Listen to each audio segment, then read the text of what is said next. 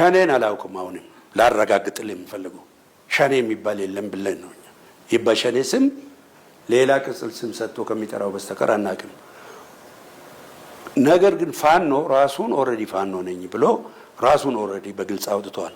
ሸኔ ነኝ የሚል አካል በኦሮሚያ ውስጥ የለም። ስሙ የሚታወቀው በኦላ ነው። ኦሮሞ ሊብሬሽን አርሚ ነው። ኦላ ነኝ ብሎ በግልጽ በየትም ቦታ ሚዲያ ላይ ወጥቶ ነው። ይሄ ደግሞ ፋኖ ነኝ ብሎ የየትም ቦታ ሁሉም ቦታ ሚዲያ ላይ መግለጫ ሲሰጥ ቆይቷል። ስለዚህ የኔ ወንድም ምን ኃጢአት አለበት? አሸማ ከም ጅርቱ ከበጀምቶታ ፊ ሆርዶፍቶታ ኬኛ መታ ኦዴፈኖ ኬኛቲን hayyoonni naannoo Amaaraa waraanni bilisummaa Oromoo sadarkaa bilchiginnaaf yaaddeessaa irra ga'uu himan. Filannoon 2026 qarshiin biiliyoonii 10 ol ramadamee dhaabbilee miidiyaan odeeffannoon uummata giddu galeessa akka taasisu gaafatan. Sagaleen rasaasaa tokko Tigraay keessatti dhaga'amuu hin qabu jedhan qondaalonni bilchiginnaa. Eertiraan erga Itoophiyaa waliin wal dhabdee keessa galtee dippiloomaasii biyyoota Afrikaa waliin qabdu fooyyessite kanneen jedhaman yoo ta'u, kabajamtootaa fi hordoftoota qophii hundee miidiyaa bakka jirtan maratti nageenyi keenya isin haa qaqqabu jecha kanneen chaanala keenyaaf haaraa taatan sabiskiraayib gochuun nu waliin turaa jecha odeeffannoon keenya kunooti. Akka ganamaa seetee narra hin ejjirin kosorruun waan jedhan fakkaata. Amma waraanni bilisummaa Oromoo sadarkaa diinota isaanii hunda sodaachisuu irra ga'anii jiru. Kun ammoo fira miti, diinni iyyuu ragaa ba'aa jira.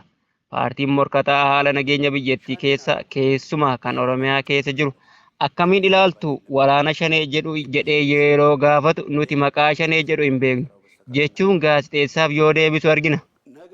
Eenyuun beekture yeroo jedhanii ani kanan beeku Oromoo Liberation Front beeka yeroo jedhan ani gaazexeessaadha. Mootummaa shanee jedhee waama. Waraanni humna ga'oomee fi hoogganaa hin qabne kan meeshaa caccabaa qabatanii saamicha hawaasa Oromoo irratti geggeessaa jiru jedha mootummaan yeroo gaazexeessaan jechuun gaafatu. Kun natti hin fakkaatu. Uummata isaanii waliin hariiroo jabaa qabu. Hariiroo irra darbanii hawaasa isaanii waliin ta'uun lola kallattii geggeessaa jiru jechuun gaaffii gaazexeessaan kana harkatti qofaa yeroo taasisu argina. Amma waraanni kun maalirra jira jettanii yaaddu jedhamanii yeroo gaafataman amma magaalaa godina irra darbanii gara Finfinneetti dhiyaatanii lola gurguddaa geggeessaa jiru. Kun ammoo bilchiginnaaf sodaachisaadha jedhan. Ragaan diinnii fi firri ba'ee karaa miidiyaa lallabu bilchiginnaan mootummoota addunyaa biratti akka waan misoomaa irra jirtuutti sobuuf yaaluun amma irratti baramee lammiileen biyyoota akka Awurooppaa fi Ameerikaa ariitiidhaan gara biyya isaaniitti akka deebi'an yeroo isheen akeekkachiiftu bilchiginnaan ammallee maqaa misoomaatiin soba lallabuu duubatti hin deebine. Kun ammoo mallattoo kufaatii fi amala abbaa irree hanga sirni argansu isaa dhumaa akkuma dargii hafuura baafataniitti ittuma fufaniiru jedha. OPDO'n maqaa jijjiirate kan wayyaaneen akka harreetti uummata Oromoo ittiin cafaqanii bitan danqaraa ulaa guddinaa itti ta'uun akka silmii akka waalloon fayyaddu itti maxxantee OPDO'n bobaa wayyaana jala dhokattee hawaasa isaanii xuuxanii dabaree isaanii fixatan.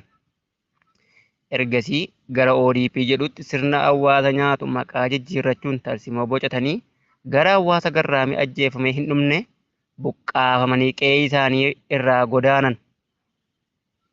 Horatanii itti jiraachuun hafee qabeenya isaanii saamamuu keessaa hawaasicha akka cirracha galaanaa waan ta'eef irraa hafee qeerroo fi qarree meeqa itti dhabe sirna gita bittaa jala buluuf aarsaa itti kafalee hunda sirna kaleessaa isaan hanna keessatti wayyaaneen guddisaniin irra deebiin aarsaa isaan kaffalan gara dabarsan.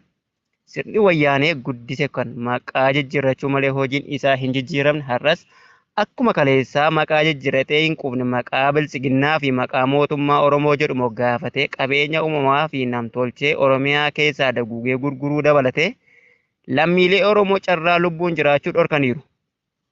Qe'een Oromoo har'a gaddi keessa hin jirre otoo barbaadanii bakka gaddi hin jirre hin jiru.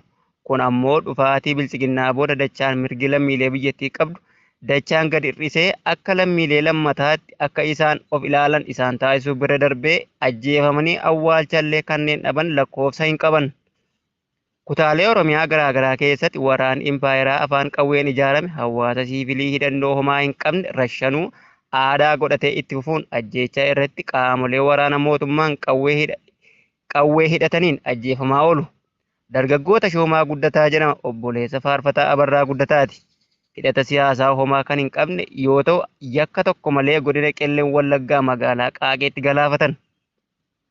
Oduma wal fakkaatuun dargaggoo Ladeemaa Ibraahim Daddafoo Badhaasoo kan jedhamu godina Arsii Aanaa Muuneessaa ganda Heeban Duubboo iddoo addaa Goobaa Gooraatti dhalatee kan guddatee fi hawaasa biratti akkaan jaalatamaa kan ta'e waraanni biltsiginnaa kichuutti kutan impaayerri abdii kutate ajjeechaa humnoota hidhannoo hin qabne irratti ajjeechaa dabalataa akka hammeessaa jiran gabaasaaleen ba'an ni mul'isu. Qondaalaa fi miseensi paartii Koongireesii Federaalaa Oromoo kan ta'e akkasumas falmaa mirga dhala namaa fi gaazexeessaan raadiyoo daandii haqaa duraanii obbo Hamsaa Booranaa sadaasa 22 2025 mariif gara hawaasa Oromoo biyyoota garaa garaa keessa jiran waliin mari'achuuf imala taasiseera jedhan. Hamsaa Booranaa erga mana hidhaatii bahee yeroo jalqabaaf gara Awurooppaa deemuun kun kan jalqabaatii jedhame. Marii hawaasa Oromoo Neezerlaand waliin erga taasisee gara Jarman, Firaansii fi biyyoota birootti hawaasa Oromoo wajjin wal arguuf jira jedha koreen qindeessituun sagantichaa. Hawaasni fi jaallattoonni Oromoo hundi marii nagaa fi bu'a qabeessa akka nuuf ta'u hawwinaa jedhu maanguddoonni fi hayyoonni Oromoo Hamsaa Booranaatiin. Filannoon 2026 qarshii biiliyoona 10 ol ramadamee dhaabbileen miidiyaas odeeffannoo uummataa giddu galeessa gochuun akka gabaasan gaafataman. Sadaasa 22 2025 boordiin filannoo biyyaalessaa Itoophiyaa adeemsa filannoo hunda hammate mirkaneessuuf kutannoo qabu ibse. Filannoo waliigala torbaffaa dura dhaabbileen miidiyaa tattaaffii odeeffannoo uummataa keessatti giddu galeessa godhateen akka gabaasan cimsee yaadachiiseera jedha ibsi ministeera maallaqaa irraa bahe. Ibsi sadarkaa olaanaa ministeerichaa irraa bahe akka agarsiisutti hooggantuun boordii filannoo biyyaalessaa Meelaat Warqi Haayiluu haala qophii filannoof boordichi taasisaa jiru ibsuun kanaanis fooyya'insi seeraa dhaabbilee teekinooloojii iftoominaa fi amantaa uummataa cimsuu irratti kan kaayyeeffate ta'uu ibsaniiru.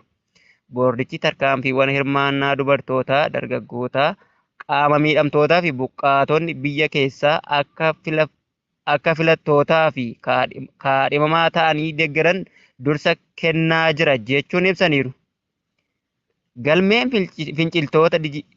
Galmeen filattoota dijitaalaa yeroo jalqabaatiif biyyattii keessatti akka jalqabamu ibsichi mirkaneessuun dabalataanis buufata filannoo dijitaalaa babal'isuu, quunnamtii intarneetii amanamaa dhiyeessii humna ibsaa addaan hin cinne uumuuf hojjettoonni leenji'aa jiraachuu ibsichi ifoomseera. Haa ta'u malee morkattoonni haalli nageenyaa biyyattiin keessa jirtu filannoof akka hin mijanne ibsa waloon baasanii turuun isaanii ni yaadatama. Mootummaan morkattoota filannoo bakkeewwan hundatti cufuu fi miseensota paartilee morkattootaa bilisaan bakka hundatti kaan hidhee kanneen hidhaa ala jiran doorsisaa akka jiru irra deddeebiin himaa jiru. Filannoo haqa qabeessa gaggeessuuf dursa miseensota paartilee morkattootaa hunda hidhaa jiran baasuun karaa bilisa ta'een paartileen morkattootaa hawaasaa isaanii keessa socho'uun dura duula filadhaa ifatti otoo hin barsiifatin filannoo haqa qabeessa gochuun yaadamu jedhanii jechuun miseensonni fi hooggantoonni paartilee morkattootaa yaada isaanii hundee miidiyaatti himaniiru. Haala gaazexeessitoonni eegumsa seeraa gahaa itti argataniif miidiyaan bilisaa hojjechuu qabu irratti qooda fudhattoonni waliin hojjechuun barbaachisaadha jedhame. Sadaasa 21 2025 waltajjii dhimma eegumsa gaazexeessitootaaf odeeffannoo argachuu ilaalchisee geggeeffame irratti qondaaltonni mootummaa odeeffannoo gaazexeessitootaaf kennuudhaaf dirqama heera mootummaa kan qaban ta'us dirqama isaanii baataa akka hin jirre ibsame. Dabalataanis gaazexeessitoonni hojiif iddoodhaa gara iddootti imalan xalayaa eeyyamaa akka gaafatan oduu gabaastonni kunneen dhaabbilee mootummaa irraa odeeffannoo gahaa argachuuf akka rakkatan ibsameera. Kana malees karaa miidiyaa hawaasaatiin haasaan jibbiinsaa fi ergaawwan odeeffannoo sobaa walitti bu'iinsa kakaasan babal'isan mirga odeeffannoo argachuu irratti dhiibbaa guddaa akka qabanis himame.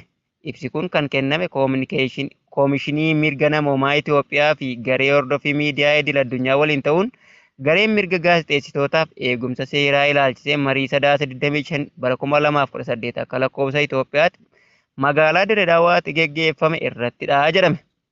Marii kana irratti qaamoleen dhimmi ilaalu kanneen akka waldaalee ogeessotoo seeraa, ogeeyyii miidiyaa dhuunfaa fi mootummaa, bakka bu'oota naannoo Hararii fi Sumaalee akkasumas bulchiinsa magaalaa Dirree Dawaa irratti hirmaataniiru jedhame. Mariin kun itti fufiinsaan dhimma wal fakkaataa irratti gaafa onkoloolessa 4/2018 magaalaa Arbaa Mincitti akkasumas adoolessa 17/2017 magaalaa Finfinneetti kan geggeeffame yoo ta'u, waa'ee seerota biyyaalessaa fi idil-addunyaa dabalatee akkaataa bilisummaa yaada ofii ibsachuun bilisummaa odeeffannoo biyyaalessaa fi idil-addunyaa argachuuf eegumsa seeraa gaazexeessitootaa irratti qooda fudhattootaan hubannoo uumuuf kan kaayyeeffate ta'uun ibsameera. Komishineerri mirgoota siivilii siyaasaa hawaasummaa fi dinagdee kan turan Dr. Abdir Jibriil gama isaaniitiin mirgoonni namoomaa biroo kabajamuuf mirga yaada ofii bilisaan ibsachuuf odeeffannoo argachuun barbaachisaa ta'uu yaadachiisuun haalli miidiyaa bilisa gaazexeessitoonni eegumsa seeraa gahaa itti argatan akka uumamuuf qooda fudhattoonni hundi waliin hojjechuu akka qaban dhaamaniiru. Itti dabaluunis dhaabbanni kun hojii abukaatummaa damee kana irratti hojii hojjetu cimsee kan itti fufu ta'uu akeekaniiru. Akka odeeffannoon koomishinichi irraa arganne akka agarsiisutti waltajjiin kun mirgi yaada ofii bilisaan ibsachuuf odeeffannoo argachuun dirqama waliin akka dhufu itti gaafatamummaan kan of keessaa qabu ta'uu hubachiisuun gaazexeessitoonni ergama isaanii sirnaan bahuu akka qabanis yaadachiisaniiru. Sagaleen rasaasaa tokko Tigraay keessatti dhaga'amuu hin qabu jedhan. Naannoo Tigraay keessatti waraanni irra deddeebi'ee ka'uu miti. Sagaleen rasaasaa tokko Tigraay keessatti dhaga'amuu hin qabu jedhan ministeerri jallisii fi naannawaa gammoojjii Abiraam Balaay. Abiraam Balaay dura taa'aa ergama nageenya Tigraay Hagos Abraa waliin Tigraayitti haalli nageenyaa waan ergamuu danda'u irratti mari'achuu gaazexaa Addis Zaman ibsanii turan. Mootummaan nageenya akka jiraatuuf hojiilee hojjetamaa jiran akka deeggaru eeruun hundi keenya daandii gara mariitiif waliigalteen nu geessu hordofuu qabnaa jechuun hubachiise. Itti dabaluunis mootummaan federaalaa Tigraay keessatti nageenya waaraa fiduuf qaamolee hojjetanis ta'ee jijjiiramaaf tasgabbii fiduuf qabsoo karaa nagaa taasifamaa jiru dhugoomsuuf hojjetamaa jiru deeggaruun kallattiin hirmaachuuf qophii ta'uu ibsaniiru. Ergamni nageenyaa Tigraay adeemsa nagaa kanaaf deeggarsa akka qabus ibseera jechuun dhaabbanni Pirees Itoophiyaa gabaaseera. Dura ta'an ergama nageenyaa Tigraay obbo Hagos Abarraa ergamni kun mootummaan federaalaa dhaabbilee idil-addunyaaf qooda fudhattoota biroo waliin ta'uun haqaa fi nageenya Tigraay mirkaneessuuf ni hojjetaa jedhan. Kaayyoon ergama kanaa inni guddaan rakkoolee hawaasummaa, xiinsammuu, siyaasaa fi bulchiinsa Tigraay sadarkaan jiran furuu akka ta'es irra deebi'anii hubachiisaniiru. Eertiraan erga Itoophiyaa wajjin wal dhabdee keessa galtee dippiloomaasii biyyoota Afrikaa waliin qabdu fooyyessitee jedhame. Sadaasa 21/2025 itti aanaa dura taa'aa mana maree abbaa biyyummaa ce'umsa Sudaanii fi itti aanaa muummicha ministeeraa Sudaan Jeneraal Maalik Agar Eid jimaata kaleessaa pirezidaantii Eertiraa waliin marii taasisuuf Eertiraa Asmaraatti seenan. Qondaaltonni Sudaan kanneen haala Sudaanii fi Eertiraa akkasumas gaanfa Afrikaa irratti marii taasisuuf akkuma Eertiraa Asmaraa gaaniin pirezidaantii Eertiraa Isaayyaas Afewerqi waliin marii taasisanii haala Sudaan keessatti mul'atu irratti ibsa kennanii jiru. Sudaanii fi Eertiraa akkasumas biyyoota naannichaa hunda waliin tumsuun taateewwanii fi haala jiru hunda karaa ergamtoota biyyoota Afrikaa kan furan ta'uu ibsan. Pirezidaantiin Eertiraa Isaayyaas gama isaaniitiin Eertiraan haal duree tokko malee daangaa fi lammiilee Sudaan baay'inaan biyya isaanii lammaffaa keessatti keessummeessuu ishee eeruun mootummaa fi uummata Sudaan waliin tumsa qabaachuu isaa irra deebi'uun mirkaneesse. Haa ta'u malee jeneraalonni loltoota dafee qaqqabaa Sudaan Eertiraan da'oo mormitoota isaanii ta'uu ibsuun Eertiraan akeekkachiisanii turaniiru. Kabajamtoota hordoftoota keenya odeeffannoon of harkaa qabnu kana haga ammaa ture. Waan nu waliin turtaniif galatoomaa jecha hanga odeeffannoo biraa walitti deebinutti nagaatti.